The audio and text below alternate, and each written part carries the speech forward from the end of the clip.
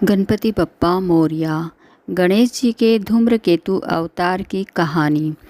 पौराणिक कहानियों के अनुसार मानव जाति के कल्याण के लिए देवता कई बार पृथ्वी पर अवतार लेते हैं।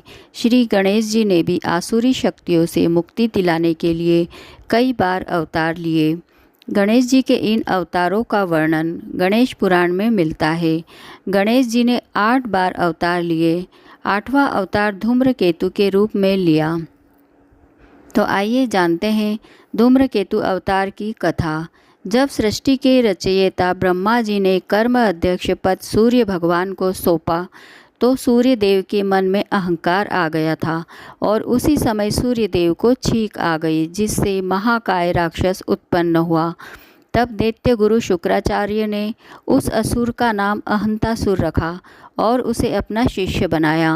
और शुक्राचार्य ने उसे एक लक्ष्य भी दिया, जिसमें अहंतासुर को हजारों सालों तक श्री गणेश जी की तपस्या करना थी। और फिर उसे शुक्राचार्य ने ही एक घने जंगल में तपस्या करने के लिए भेज दिया, जिसके बाद अहंतासुर गणेश जी को प्रसन्न करने के लिए तपस्या में लीन हो गया। और तपस्या करते करते सैकड़ों वर्ष बीत गए, तब भी गणेश जी के दर्शन उसे नहीं हुए। फिर 1000 वर्ष बीत गए और तब भी अहंतासुर की तपस्या चलती रही। फिर आखिर वो दिन आ ही गया जब गणेश जी उससे प्रसन्न हुए।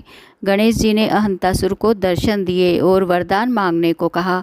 अहंतासुर ने शुक्राचार्य के कहे अनुसार बेहद शक्तिशाली वरदान मांग लिया, जिसमें उसने किसी भी देवता, गंधर्व, जानवर, मनुष्य से कभी भी पराजित नहीं होने का वरदान मांगा। फिर गणेश जी ने खुद गणेश के सिवा किसी और से नहीं हारने का वरदान दे दिया। फिर गणेश जी अंतर्ध्यान हो गए। अहंतासुर ने गुरु शुक्राचार्य को सारी बातें बताई। फिर शुक्राचार्य ने अहंतासुर को पूरे ब्रह्मांड में सबसे शक्तिशाली असुर राजा घोषित कर दिया। इसके बाद अहंतासुर के पास ब्रह्मांड की पूरी आसुरी सेना आ चुकी थी। साथ ही उसे गणेश जी से प्राप्त असीमित शक्तियाँ भी प्राप्त थी। फिर उसने असुर साम्राज्य का विस्तार करना शुरू कर दिया। उसने देवताओं, गंधर्वों को भी आसानी से हराकर आसुरी साम्राज्य को फैलाया। ऐसे ही समय गुजरता गया और अहंतासुर और भी शक्तिशाली हो गया।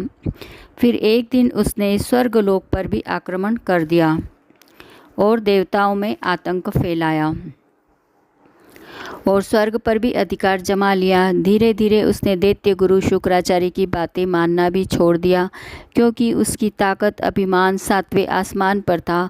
उसने अपने आतंक राज को काफ़ी फैला दिया था। ऋषि मुनियों को भी त्राही त्राही करने पर मजबूर कर दिया था। यहाँ तक कि देवता भी अहंतासुर से डरते थे।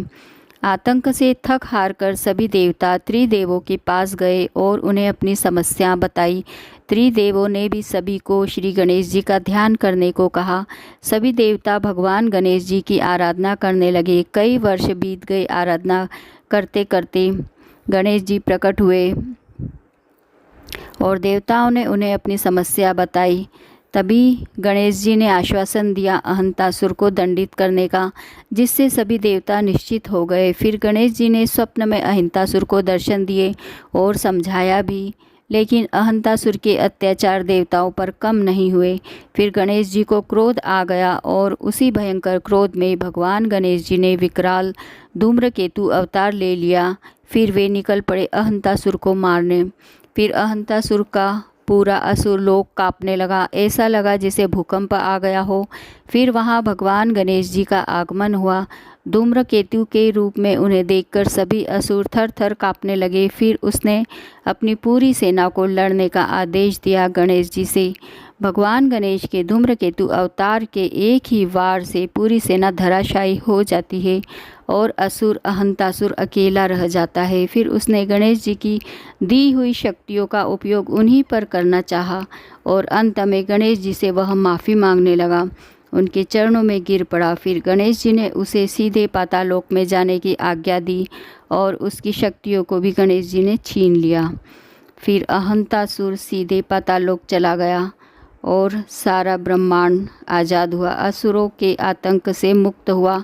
सभी देवता, ऋषि मुनि आनंद से रहने लगी। सभी देवताओं ने गणेश जी की जय जयकार की। गणपति बप्पा मोरया।